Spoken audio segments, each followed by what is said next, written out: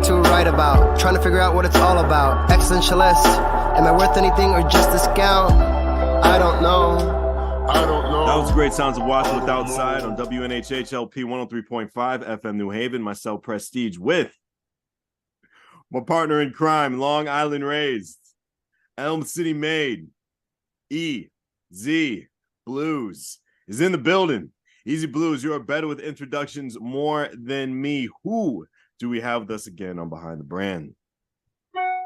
They say genius starts with a single thought.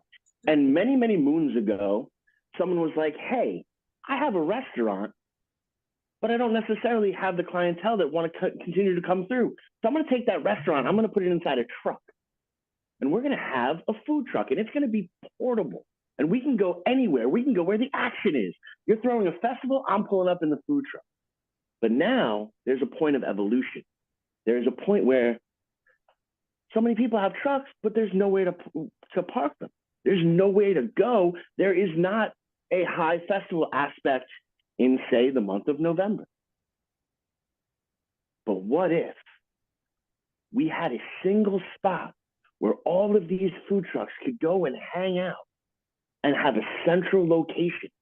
And then on top of that, we'll put a beer garden. And on top of that, we're going to give you entertainment. And on top of that, we're going to have people recreate the band's last waltz. Yes, that is right. That is happening in Connecticut. And we have one of the founders, one of the owners, and one of the most awesome people we happen to know here today to talk about this incredible idea. Sherry, welcome to the show. Thank you guys very much for having me today. Lovely to see you. It's absolutely awesome to. I'm sorry. It's absolutely awesome to see you as well. I'm so glad. We love talking with you. But let's get into it. What is the Gastro Park? Okay, so the Gastro Park is, an indoor-outdoor establishment open year-round that is an ecosystem for promoting small business. Like you said, it is a place where food trucks can come, they can park outdoors, and they can, serve year-round to our customers. But in addition to the food trucks, we also have some other small businesses that we support indoors. We have a coffee shop, which is currently Purgatory Coffee Roasters, and we have a bakery indoors as well, which is our Small State Provisions, an artisanal bread baker. So basically, the concept of the Gastro Park is a gathering place where people can come, they can sample food from multiple different Connecticut vendors, and then they can sit and enjoy either on our outdoor patio when the weather is nice, or in our comfy, cozy, heated indoor space as well. And we also have our own full bar, so you can get all of the beverages that your heart desires. That sounds great. So where this idea come together? So basically, my business partner, Tate Norden, is a food truck operator himself. He operates the Iron and Grain mobile bar and grill. And as a food truck operator, pretty much what Easy was saying, he found that it was very challenging in some circumstances to find a place to go and vend if you weren't doing catering or private events, right. Especially in the West Hartford area where he made his home. You couldn't just pull up on the street, and start vending. So the idea was pretty much born in him a little bit through that, a little bit also through some travel that he did with his previous job, going out west, to Texas and different areas where these types of experiential dining locations were becoming more and more popular. And he pretty much had the idea to bring that concept here to Connecticut, and not just Connecticut, but West Hartford specifically. I became involved a little tiny bit after he already had started the process. I was working on a similar concept but not necessarily focused on food trucks, that I was trying to bring to life. We met each other. We realized we kind of were very like-minded. We both had that aspiration to kind of help these small business owners and create a really special space that celebrated them. So we kind of decided, well, let's work together and bring this concept to life. That's awesome. Yeah. That's truly awesome. Easy. I see the light bulb. Go ahead. No, I just happen to severely love that story, and I love how organic it was. I remember this because we've been talking about getting you on the show since pretty much the show started. I know that the beginning was a little bit hectic, and obviously COVID drove everyone insane. But you guys are able to weather that storm and move forward. But what I really, really dig about the whole aspect is how independent business minded it is, and how Connecticut supported it is. Because not only do you have those internal vendors, you have the food trucks outside, but you also really do help out the artist community as well, whether it be like a paint and sip, or whether it be, having the amazing Stephanie Saranita on a Sunday or a Saturday, or the Hooch, or from what I hear, next year, Shane Penguin doing a 25% sexier set. Things happen. How important is that to you? And how important is it because of the relationships with these people in which you've built, or is it because of your pure love for everything that is Connecticut? I think it's a little bit of both, actually. I mean, my original concept, like I said, that I was working on before the Gastropark, was purely like about celebrating everything Connecticut, whether it be something, like the steamed cheeseburger that was invented in Connecticut, or, a local small business. It was really about, like I said, celebrating things that were local to our community. I think through this process, we've certainly built relationships, whether it's with the food truck operators themselves, or like you had mentioned, we've been doing a lot of pop-ups, not little, but local artisans who come, they can pop up, they set up a table inside just for a couple hours on a Sunday. They get their name out, they get to sell to a captive audience. That is truly, truly important, because really, we, as all of us here, kind of like why you created this show, it's really about keeping as much local as we can, supporting the small business owners, supporting them in their crafts, because that just helps our community more and more and more. So I think it's a little bit, I mean, the music aspect of the Gastropark certainly came. Obviously, we want to provide a different, some nice experience. Entertainment is always, it's like a nice to have at the Gastropark. It's a little different than some of the other projects that I'm involved with, which are more like, come to the show, and that's what it is. Right. This is like an added benefit. You come to the Gastropark, you get to sample tons of good food, you get to sit and have a cocktail or have a coffee, and then you get to experience some really great local music. So the music part came obviously because that's a little bit where my background is and my passion is. Right. But it has certainly grown. Originally we were doing just one day a week, then we moved to, couple days a month, and and now it's getting like more and more regular, where we're pretty much doing 2 days a week. And then, like you mentioned, we had our big Last Waltz show last Friday. Well, and I definitely, because I know how important Last Waltz is to you and to music in general, and I know that in Connecticut it is something that has been done almost every single year, where musicians will get together and they will perform the Last Waltz. And for those who have been living under a rock since 1972 and don't understand what Last Waltz is, the band, and the name of the band is the band. This is not a who's on first type of thing we got going on here. The band who was the backup band for Bob Dylan, and that's why they were just known as the band, right? So the band did a final concert called The Last Waltz, and they were able to record it. For that time, it was on theater aspects, and then later on to VHS and DVD. And of course, they have the soundtrack that you can listen to. But this is about local musicians getting together and recreating this and kind of recreating those moments, because that last waltz had Eric Clapton on it, had all these other phenomenal musicians as well. What was that like to see it put together now under your banner? I know that's something that you've seen a bunch of times, but now you kind of participated in that. And what was that like to happen for you? It was surreal. I'm not going to lie, because that is something that I've had in the back of my mind for a long time. My husband and I typically used to travel every year for Thanksgiving, so we could never attend any of the Last Waltz shows. So in the back of my mind, I always wanted to do it. And I think one day I was just like, well, you're never going to know unless you try.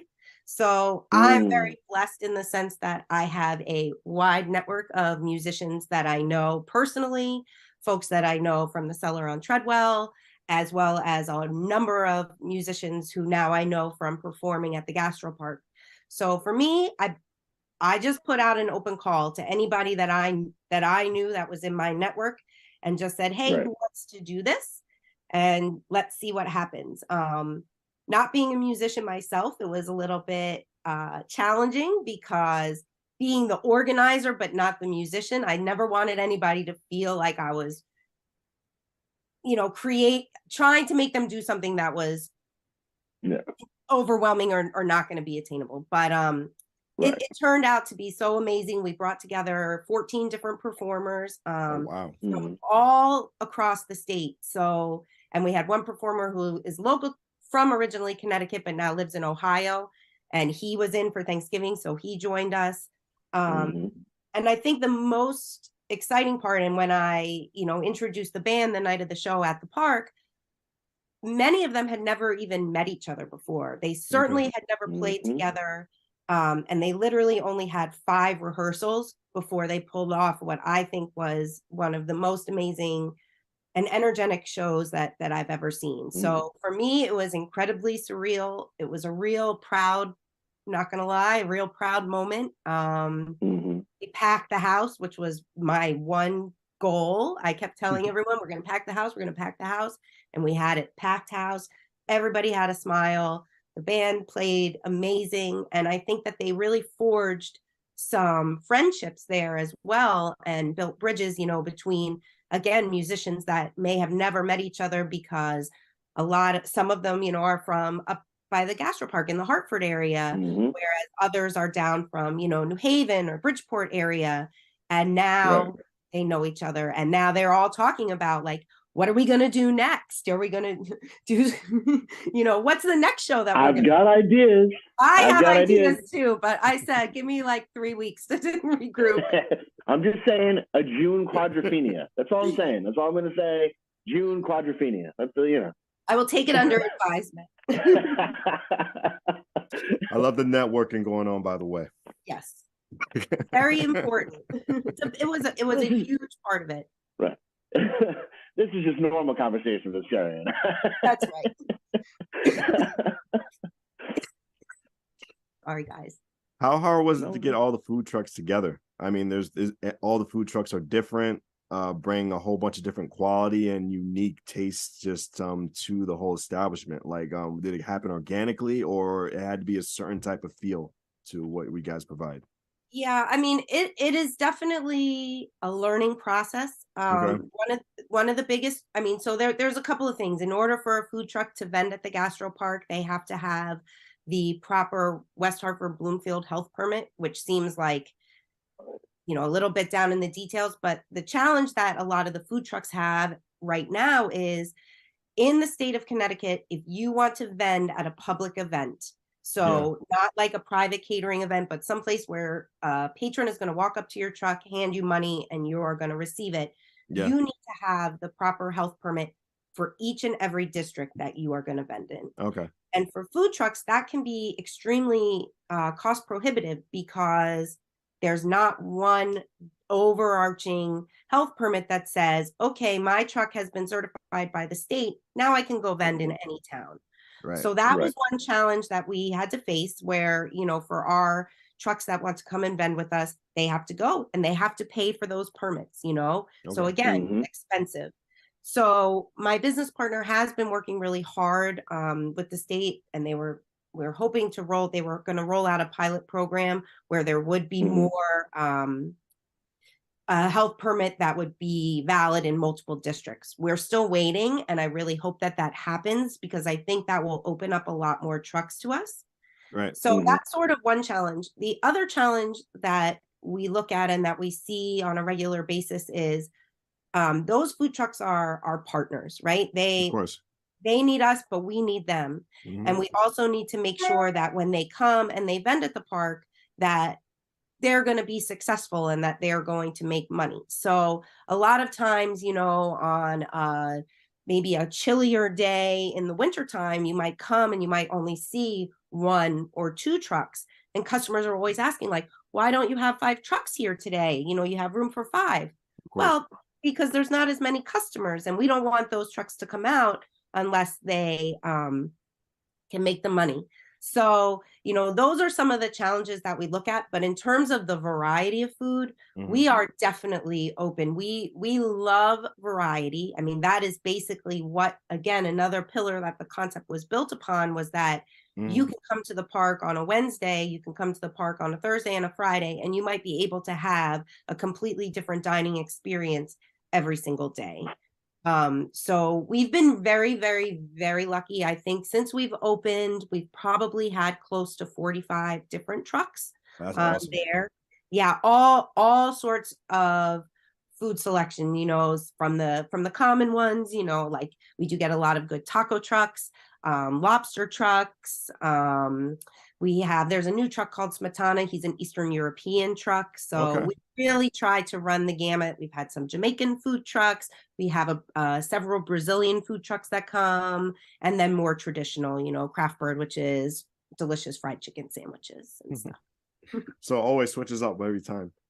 Yeah, I mean, we are trying to get some more like resident food trucks that will come. So like for the month of December, there is a truck called Fuego Picante, which is a Hartford-based authentic Mexican truck. And I would say if you have never tried it, you should definitely come. His food is absolutely phenomenal. It's made with love and you can taste it. They are going to be with us all month in December. So we're trying to do more things like that, again, to support them, as Easy was saying, because in the wintertime, there's not as many opportunities for the trucks. So if we can give them a captive audience for a full month, we're going to do it. So we're entering right now into the slow season.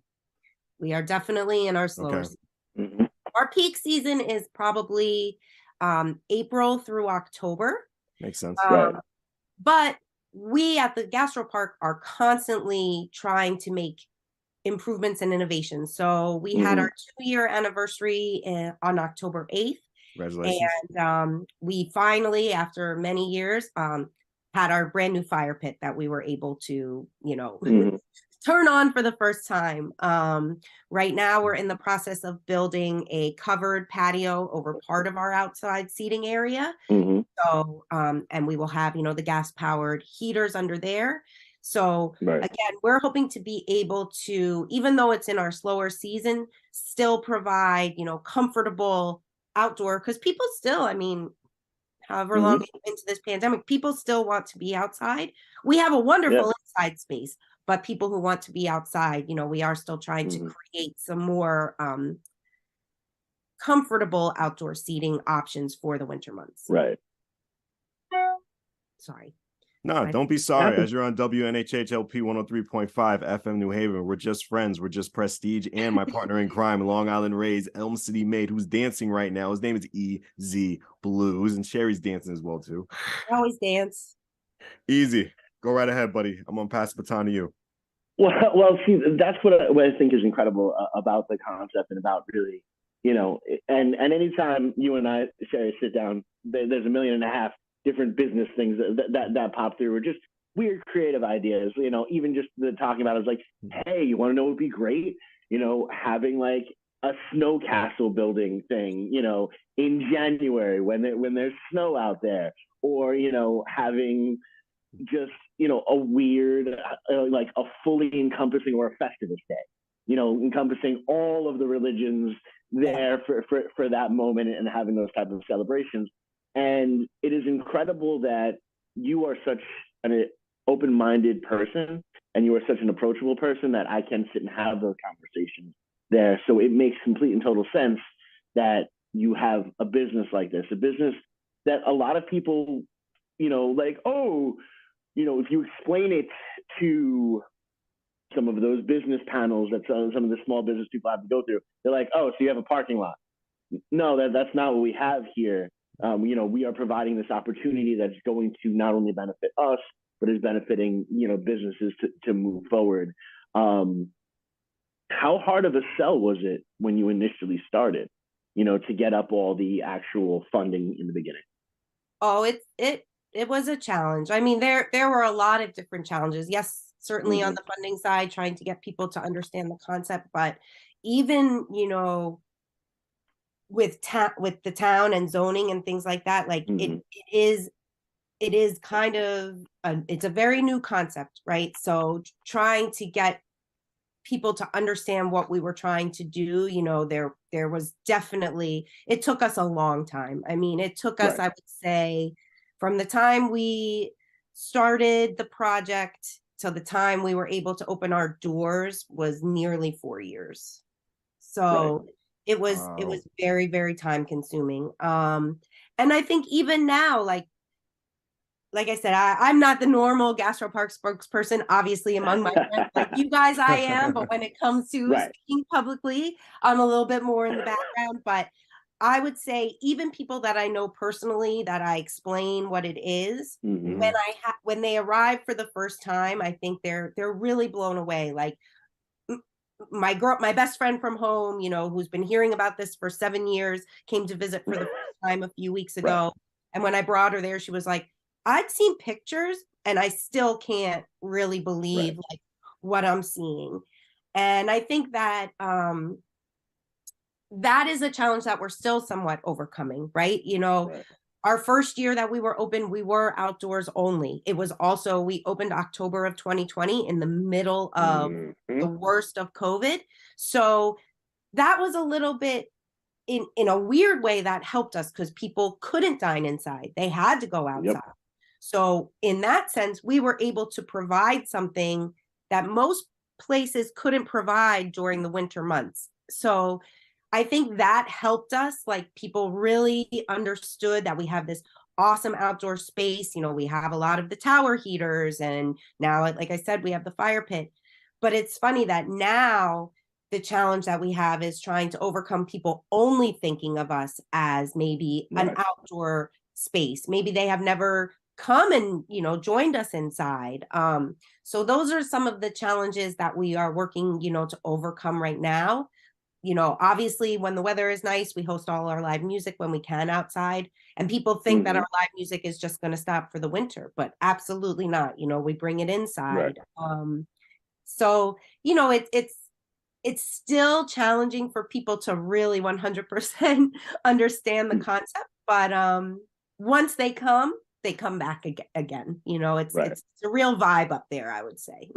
No, definitely. And for those, entrepreneurs that have those ideas that just a little bit left, what advice do you have to maintain, the positivity? You're a very positive person. I know that there's been darkness that creeps in and different things like that, but how are you able to maintain, for 4 years trying to get the permits, try to get everything to line up, before you even broke ground, before it even opened? How are you able to maintain that, like, okay, this isn't going to fold tomorrow?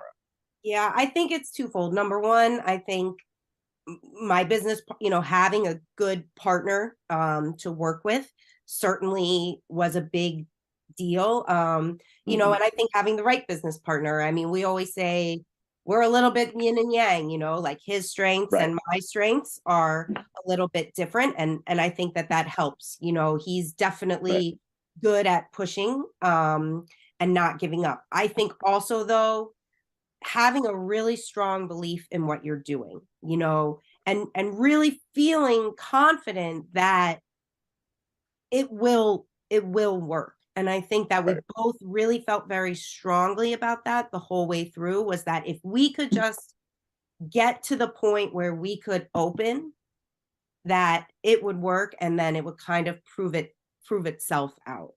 But in terms of like with all of the permits and working with the town, I mean, that was just, to be honest, that was just a lot of head down, having conversations, and just not giving up. Like really Right. just not giving up. Got to, man. You gotta have the determination. You do. You Of do. course. Of And course. again, surround yourself with good people, you know. Especially when it comes to the food business and catering business. And serving other people. You're doing multiple personalities. So the best thing you can do is be kind. That is the Well, best oh thing you yeah, can do. 100%. 100%. And again, for us, like we have so many different, we have, the food trucks are our customers, but they're also our partners, just like Yeah. our internal vendors are, they lease space from us, but they're also, our partners. And it's really, like I said, it's an ecosystem that everybody has to really work collaboratively to get Mhm. the most out of it. Of course. So Right. that's really one of the biggest things, that we've certainly tried to do. We try and utilize, so for our cocktails, we have an espresso martini on right now. We Nice. use Victoria cold brew coffee to make it. When we do our Right. avocado toasts, from our kitchen, because the Gastropark also has our own kitchen that we serve Okay. burgers and dogs, and we do some brunch options. I should have Nice. mentioned that earlier. No, I'll be it's in fine. trouble Good for to mention it not. now. But Yeah. when we do our avocado toast on Saturdays and Sundays, we use the Small State Provisions sourdough bread, so Mhm. we really Mhm. try to do that. Because again, it's like we want to support them, because in the end, Mhm. that's really better for everybody. Of course. Right.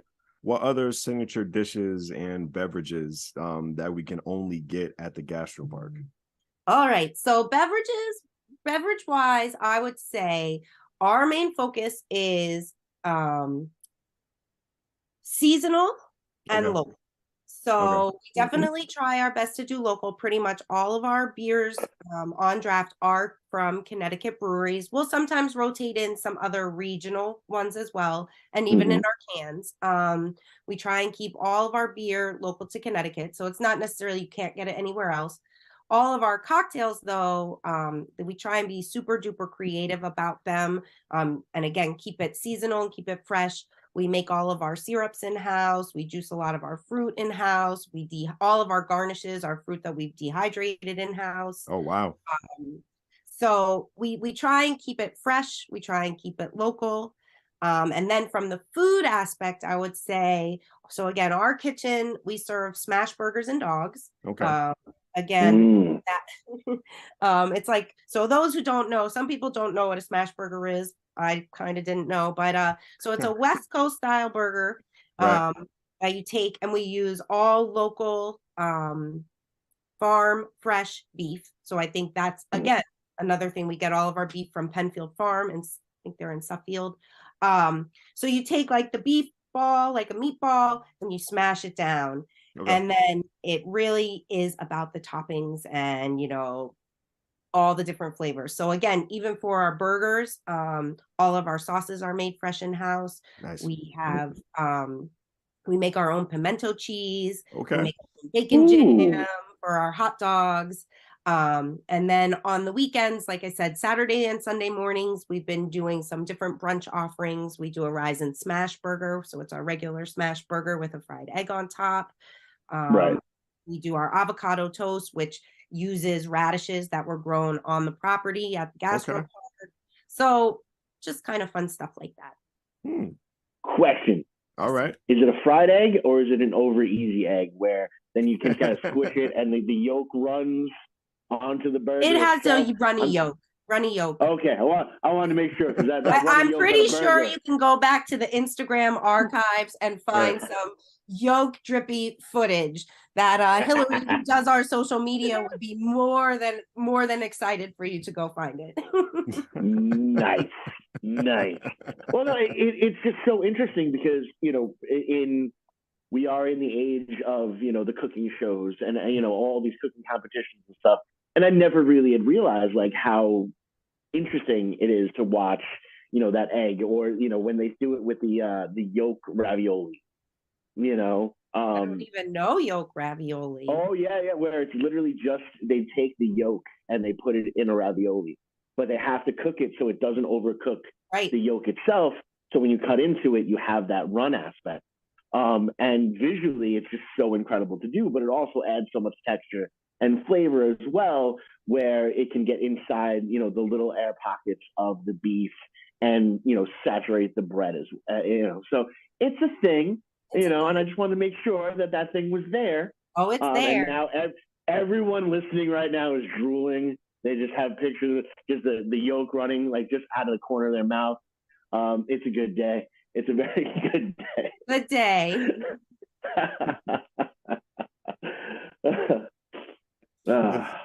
With the whole, peak as it slows down because of the month of December, what coming events that you have at the Gastro Park to still maintain your audience, to still keep that flow running? Yeah, definitely. So, I'm just trying to think. The whole calendar just came out. So like I said, we it's all good. Live music every single Sunday, so they can join us at the park. It's usually 3 to 6. You might see a couple 2 to 5s in there. Right. And then every other Thursday, we do the second and fourth Thursday for live music, because the first Thursday of the month, Small State Provisions, who's our in-house baker, he does his pop-up pizza night. He's not usually open in the evenings, but he takes his amazing sourdough focaccia that he makes, and he tops it with a sweet and spicy made in-house tomato sauce, a little cheese, and some fresh basil. And they're like pieces like this, like one piece, you're totally full, but it is just the most delicious thing. So that will be the first Thursday. We also have on December 10th, we're doing a holiday market where we're going to have multiple vendors popping up inside the Gastro Park. Obviously, it's a little chilly right now, so you can come and peruse and look at different items which you can purchase, for gifts. Of course. On the 17th of December, we're doing an ugly sweater party. All right. During the day, we're going to hopefully have some live music for the kiddos, some holiday tunes and some non-holiday tunes. And then at night, a little bit of DJ action and a little fun grown-up ugly sweater party stuff. We've been starting and we've been trying it out. The third Thursday of each month, we've been trying karaoke out. We have some regulars at the park who are big karaoke fans and kind of asked for us to give it a try. So it's been really fun. It takes a little time for that to, pick up. Going. Right. And then, like I said, Fuego Picante, Authentic Mexican, he'll be with us all month of December. And I'm sure I've missed like 50 things that I'm going to be in trouble for. No, we won't be in trouble. There'll be no trouble here. No. And then so again, for the third Friday of each month, we've been trying to do more live bands. So again, our music is typically more acoustic, singer-songwriter, just because again, inside, but we have been trying to find some bands that aren't excessively loud, that we can bring inside on a Friday night. Because I love to see people dancing. It makes me so happy. What other moments have made you happy at the Gastro Park? What events and stuff within the past 2 years have just stood out to you? So obviously the last waltz, which we've covered at length. I would say another one that was pretty recent. The week before Thanksgiving, we did a day of giving. Okay. Where we had multiple. So we had there's a local charity that we do a lot of work with. It's called Friends of Feeney. It is a West Hartford teacher who started this organization several years ago. And they basically raise money to help West Hartford families who are going through some sort of crisis or trauma, whether it's, a parent has passed away or a house fire or something like that. We work a lot with him. So he was there doing a coat drive where they collected honestly more than 150 coats. Oh wow, it's unbelievable. We were collecting food that day for the West Hartford Food Pantry. We did our own toy drive as well through Gastro Park. we did a drink special where we would make a donation for every beverage that was sold to Connecticut Children's Medical Center. And then we had the Peace, Love, and Books bus come. I'm not sure if you guys are familiar with them. It's adorable. I saw it on Facebook and I was like, we have to find them. It's a converted Volkswagen bus that is a mobile bookstore. Okay. But it's a nonprofit organization. So they get a lot of their books donated to them. And then when they sell their books, they use their profits to purchase gift cards from local bookshops. And then those gift cards are then given to those in need who don't, so that they can go buy books. And not only that, they work out an arrangement with those bookstores that when the folks come to redeem their cards, they get a discount. So that's amazing. It's really, it's really, really amazing. And again, it goes back to what we were talking about keeping it all local, because that's like this wonderful organization that's doing this great thing. And then they're not taking their money and going and purchasing the books on Amazon or something like that. They're going again, moving to someone else in their local community that's helping them. And then in turn, that local bookshop is saying, I appreciate you. I'm going to give these folks an extra discount when they come and redeem. So I would say that day was pretty special. And again, one of the gals who works on all of our events, at the end of the day, we had all the coats and all the food and all the toys in the office, and she was leaving for the day. And I made sure to grab her and I'm like, come on in. I want you to see this because you did this, all your hard work, you did this, and all these people are going to really benefit from that. So I think that was really special. I would say that another memorable experience we had, I don't know if you guys are fans of The Office, the TV show, The Office. Right. But we had Stanley from The Office come for Pretzel Day. Oh, wow. And again, it was for charity. It was another collaboration with the Friends of Feeney charity. But basically, we had 4 food trucks there who all did their own spin on a pretzel. So everybody got the same pretzel to work with, and then they got to be creative and create whatever they wanted. And then Stanley was our celebrity judge, and he got to pick which pretzel he liked the best. And then at the same time, people could come and they could donate to Friends of Feeney, and they could get their photo with Stanley. And it was a big deal. It was a really big day. He was so lovely to come and do that. And again, that day, so much money was raised for Friends of Feeney. So I think things like that really remind you of maybe why you work so hard to do all this stuff. It definitely does. It definitely does. And, I won't feel any more sort of slighted that we weren't called for Pretzel Day, but it's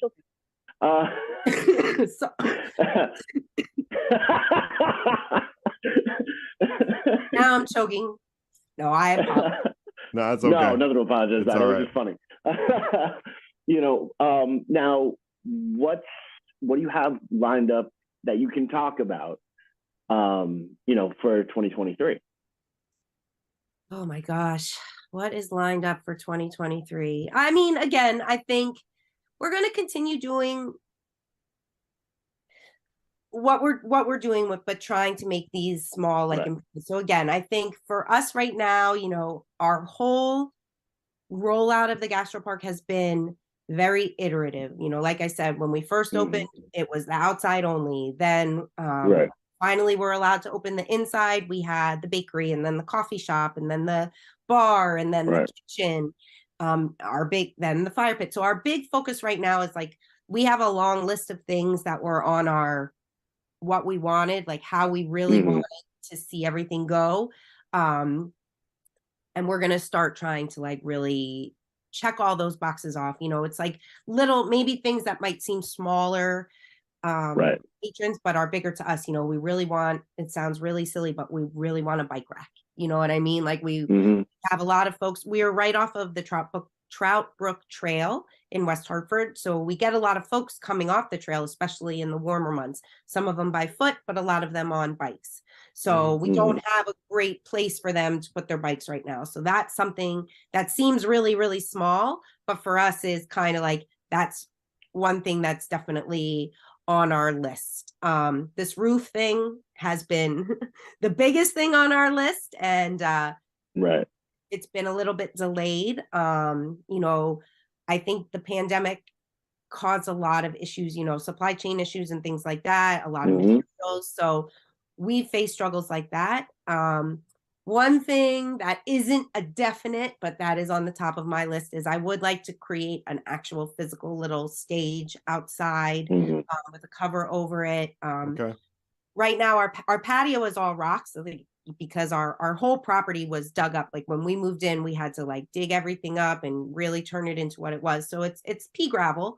So when bands come to play outside, we have to put these stage platforms out, particularly they have drums or percussion or anything like that. And they weigh a lot. And our staff lugs them in and out of the shed every time there's a show. Right. So the more and more we're going to do music, that would be something that I would definitely like to see as we approach next springtime. And what I love about the story and really the full story of the gastro pub is it's about patience. This was like everything you're talking about was probably talked about in the first discussion with you and your partner. This is what we want to do, but you guys also understand that not everything can be accomplished at once. And it is by slowly progressing that really you have these long-term effects. And I hope that that's what the person listening right now that is thinking about getting into a new business truly understands. You can get that full encompassing dream. You're probably not going to get it in the first year. Just keep pushing. I think that is the highlight. It's going to be the chapter, the title of the gastropub book is just keep pushing. Yeah, I think that it is really, and I think that is really good feedback and something that as a person that would be like a first time entrepreneur, might not necessarily recognize that. They might see it as a failure if they don't launch right away with everything that they had envisioned. But you're absolutely right. I mean, and in some ways it's almost better. I personally think, because it shows your customers or for us, our partners in the food trucks or whatever, that we are really committed, that we're not just gonna rest on where we are today, that we're always going to be looking to make improvements, because there's always improvements that can be made, whether it's to a physical structure, a process, whatever it is, there's always improvements to be made. And that doesn't necessarily mean that somebody's doing something wrong. It just means that you have to learn, and through your experience, when you learn, you realize, oh, this can be improved in this way. Like, oh, if I do this, it's going to streamline this process a little bit, and I think that is the biggest thing, from owning a couple of different businesses, all in the different stages of their life, I would say, is you always have to be willing to evolve and learn from what you're doing, because that's the only way you're going to continue to grow. Absolutely. On WNHHLP 103.5 FM New Haven, myself, Prestige, and my partner in crime, Long Island Rays, Elm City made Easy Blues is in the building. Easy Blues, continue.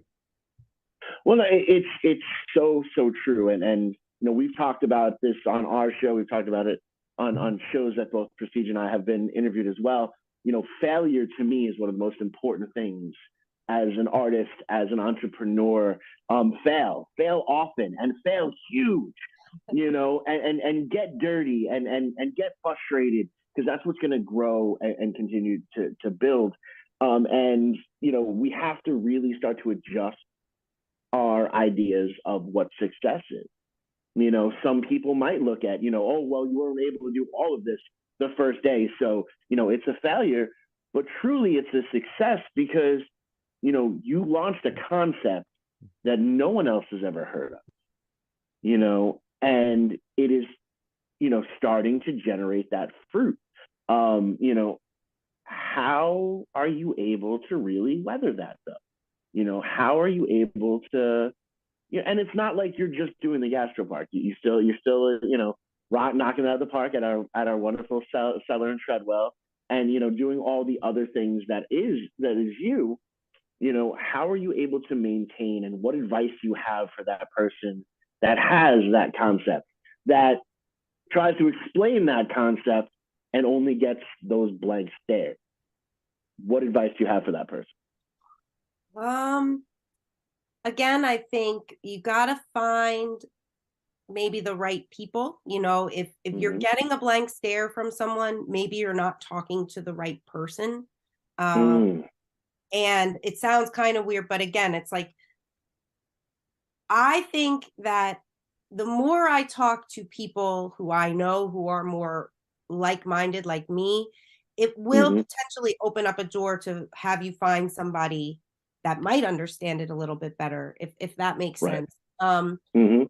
And again, I think it's just, it all comes down to having the confidence. But I also will say, like, if you want to get into a business, if there is someone who is looking to get into business, especially something that is maybe a little bit new or a little unique, do your homework when it comes to be prepared, do your business, like, do your business plan, do your Mhm. financials, do your research, learn what you're trying to do, because um that is the supporting material that when someone looks at you with a blank stare, you can maybe show them. Have reference information, show them about a Right. similar concept, even if it's not in this local area that has been successful. Mhm. I think all of those things, I mean, that is the one thing I will say, myself, even before getting involved with Gastropark and I was working on my other project, like, I had a 27-page business plan for Mhm. for a business that never happened because of this one. My Right. business partner Right. had his business plan. When he sent his to me, I saw so much of myself in his, and that was why I was Mhm. able to put mine aside, because at the heart of it, we were both trying to accomplish the same thing. We just had two slightly different visions, and I could get on board with his very easily. Right.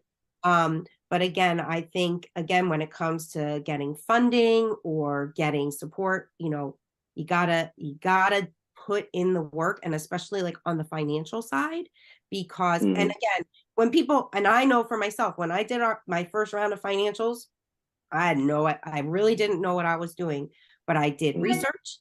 I put time into it so that I put forth something that, even though those financial projections were probably not perfect, they showed that Mhm. I was the person that, you know, was able to put thought into that. And that, Right. even because, again, everybody will tell you, I mean, I've gone to a billion small business, workshops Mhm. over the last, 9 years. I immersed myself Mhm. in that. And everybody will tell you projections are literally just like your best guess, but you have Right. to take the time to really make a best guess, not just Mhm. put on paper what you think, what you want it to be. So I Well, think, and a lot of that has to really show the type of work ethic you're going to have once this happens. If you show up with a 27-page business proposal and you show up, all ready to knock it out of the park, people are more inclined to be like, okay, this person is going to be committed. Whether I can truly see their vision or not, I can see the passion, the commitment inside of this person. Unfortunately for us, the passion, the commitment of the Apollo curtain is starting to be pulled as well. But we want to give these last couple of moments to you, Sherry, to talk about the gastropub, talk about that next event that you've got coming through, talk about how people can get in touch with you, and just, you've given so much incredible advice. Just give one more nugget before we bounce out, and just know we love you. So oh, thank you. the love is real, guys. I feel it right back for you. So yeah, so oh my gosh, that's a whole lot. So yeah, I would say um, the best way I think, for anybody to learn about what's going on at the Gastropark is, we keep all of our information up to date on our social media, Facebook and Instagram. You'll find our schedule of what food trucks are coming, what events are coming up. Like I said, I think just today they posted, a post which has everything, all of the live music events, all of the different pop-ups, and all of the different other kinds of events that are going on for the whole month of December. So I encourage you to check all of that out. If you want to get in touch with us, same thing, either through social media or our email, which is info@thegastropark.com. We're a great place if you want to do some sort of holiday party, whether it's big or small. We have all different size packages, from just like reserving a few tables to renting out the whole place. And then for the nugget of wisdom, I guess it is really just believe in your concept, believe in yourself, and don't give up if the first person you talk to says no. Because again, there's going to be somebody else down the line who's going to get it and they're going to say yes. And I can tell you that from a lot of experience, specifically with the park. We had a lot of people over time in different aspects tell us no, and we kept going. And come and visit us and you'll see what all of that determination looks like. That's awesome. Sherry, really do appreciate you. Thanks for coming on the show. I appreciate you guys. Happy holidays.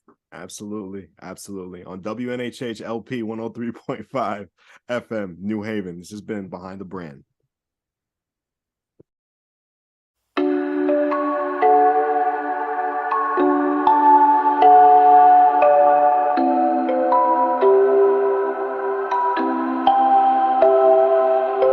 Wondering what to write about, trying to figure out what it's all about. Existentialist, am I worth anything or just a scout?